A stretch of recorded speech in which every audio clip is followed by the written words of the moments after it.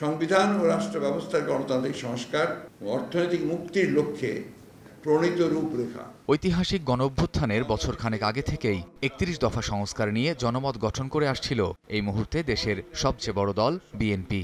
অন্তর্বর্তীকালীন সরকার সংস্কারের জন্য বিভিন্ন কমিশন গঠন করলে সেখানেও প্রস্তাবনা দেবে দলটি।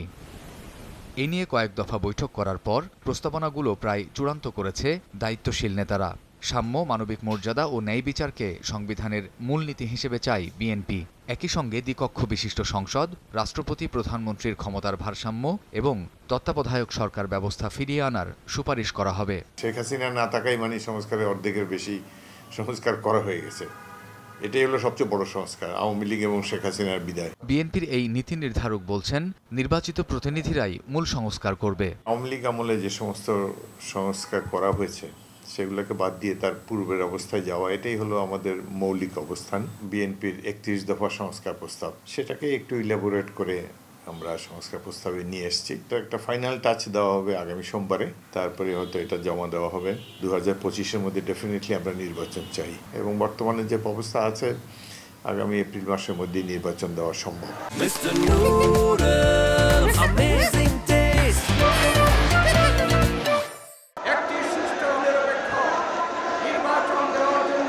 প্রায় প্রতিদিনই যত দ্রুত সম্ভব নির্বাচন আয়োজনের দাবি করছে বিএনপি। একই সঙ্গে সংস্কার নিয়ে দলটির অবস্থা অনেকটা এরকম যে নির্বাচনের জন্য যতটুকু দরকার ততটুকুই এখন হওয়া উচিত।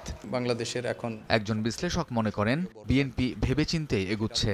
বিএনপি অনেক সুপরিকল্পিতভাবে এবং বুঝে শুনে তারা রাজনৈতিক কর্মসূচিগুলো গ্রহণ করছে। এই ইন্টারিম ব্যবস্থাপনা তো ইন্টারিম, এটা কোনো স্থায়ী সমাধান না।